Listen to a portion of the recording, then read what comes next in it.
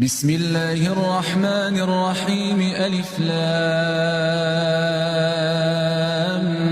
ميم. الله لا إله إلا هو الحي القيوم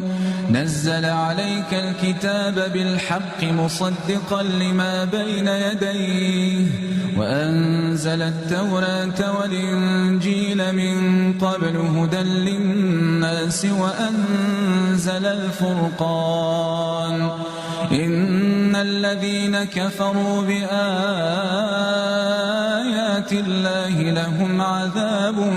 شديد والله عزيز ذو انتقام إن الله لا يخفى عليه شيء